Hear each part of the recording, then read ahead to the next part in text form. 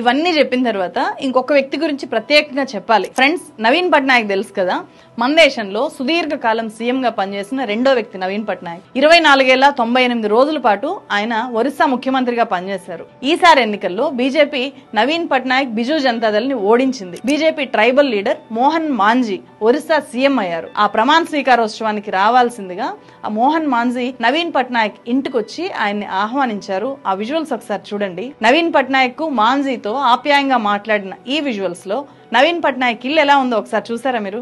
అద్దాల మేడ కాదు, ఇంపోర్టెడ్ డెకరేటివ్స్ ఏమీ లేవు ఆ ఇంట్లో. ఇలాంటిది ఇంకో వీడియో ఉంది చూడండి.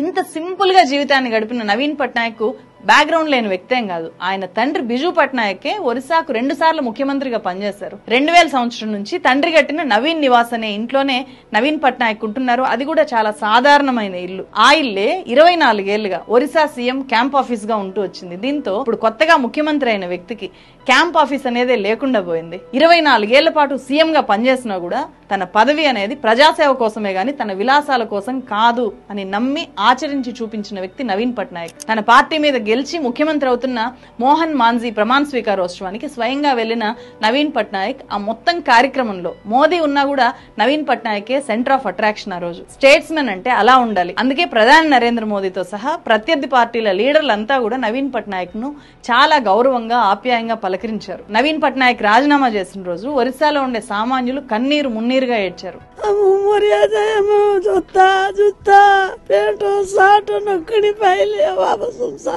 అధికారంలో నుంచి దిగిపోయిన ముఖ్యమంత్రి మీద ప్రజలు ఎవరూ కూడా ఒక్క నెగిటివ్ మాట మాట్లాడట్లేదు. అంత ప్రేమాభిమానాలు చూపిస్తున్నారు. ఏకంగా కవితలు కూడా రాశారు కామెంట్స్ లో. ఒకసారి చూడండి, చాలా ఇంట్రెస్టింగ్ గా అనిపిస్తాయి. నవీన్ పట్నాయక్ ఒక ప్రజా ముఖ్యమంత్రిగా ఇంతగా ఎస్టాబ్లిష్ అవడానికి కారణం ఆయన జీవన విధానం. సింపుల్ లివింగ్, హై థింకింగ్ మాత్రమే ప్రజాస్వామ్యాన్ని నడిపే అసలైన మాస్టర్ అంటారు నవీన్ పట్నాయక్. తెలుగు రాష్ట్రాల ముఖ్యమంత్రులు నవీన్ పట్నాయక్ నుంచి చాలా నేర్చుకోవాలి. ముఖ్యమంత్రులు ఉండే ఇండ్లు, వాళ్ళు తిరిగే కార్లు, వాళ్ళ మంది మాగాదులు ఇవి కాదు గొప్పగా అనిపించాల్సింది. వాళ్ళ పాలనలో ప్రజలు గొప్పగా తయారవ్వాలి, రాష్ట్రం గొప్పగా తయారవ్వాలి. మన ముఖ్యమంత్రులు నవీన్ పట్నాయక్ లాగా అంత సింపుల్ గా ఉండడాన్ని కనీసం మనం ఊహించగలమా? 100 ఎకరాల భూములు, పదుల సంఖ్యలో ఇంద్రభవనాలు లాంటి ఇండ్లు అవినీతికి పాల్పడకపోతే, ప్రజల డబ్బుని అడ్డగోలుగా దోచుకోకపోతే, లేకపోతే అడ్డగోలు నిర్ణయాలు తీసుకొని లబ్ధి పొందకపోతే, ఇన్ని ఆస్తులు, ఇంత వ్యవహారము ఎట్లా ఉంటుంది వాళ్ళ చుట్టూ? ఇన్ని రాజభోగాలు ఎట్లా వస్తాయి? వాళ్ళు ఏమైనా ఉద్యోగాలు చేస్తారా? కష్టపడి సంపాదిస్తారా? ఏమీ లేదు కదా.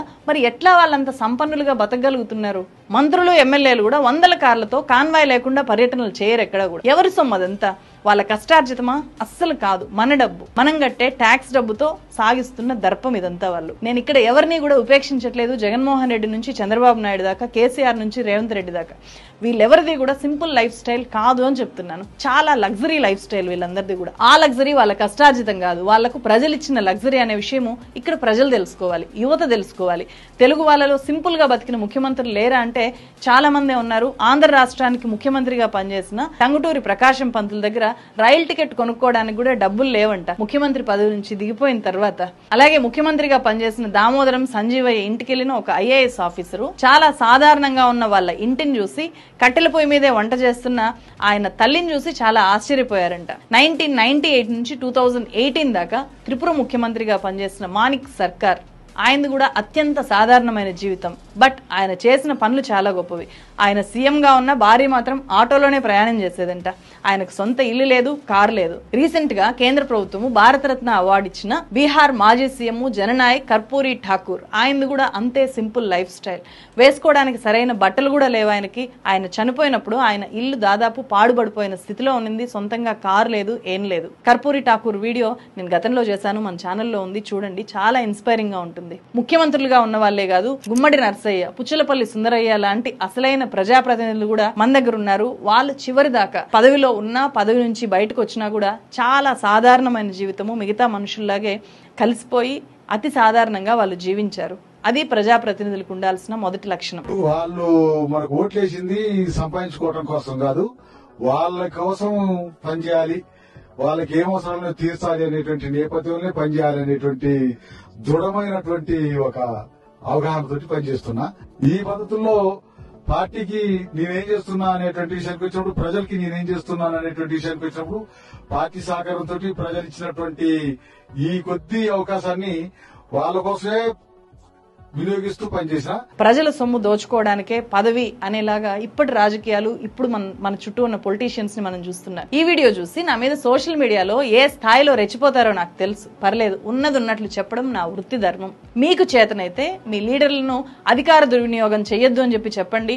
మీకు చేతనైతే అవినీతి అక్రమాలకు పాల్పడకుండా మీలాంటి యువతకు ఉద్యోగాలు ఇవ్వాలి అని చెప్పి, మీ తల్లిదండ్రుల కష్టాలు తీర్చాలి అని చెప్పండి. ఇక్కడ యువతనే ఎందుకు అంటున్నానంటే, సోషల్ మీడియాలో వాళ్ళే ఎక్కువ ఉంటారు, వాళ్ళే ఎక్కువ అటాక్ చేస్తుంటారు. కాబట్టి ఈ ఛానల్లో జాయిన్ బటన్ ద్వారా పెయిడ్ మెంబర్స్ గా చేరిన వాళ్ళు గానీ, ఛానల్ సబ్స్క్రైబర్స్ గానీ నా నుంచి నిజాయితీతో కూడిన జర్నలిజాన్ని మాత్రమే కోరుకుంటున్నారు. నాకున్న టైం ని బట్టి, నేను తెలుసుకునే విషయాలను బట్టి నాకు చేతనైనంత మేరకు వాస్తవాలు చెప్పడం అనేది నా వృత్తి ధర్మం. అయినా సరే ట్రోల్ చేస్తాము, మా లీడర్లకు ఊడిగం చేస్తాము అంటే మీ కర్మ అని చెప్తాను.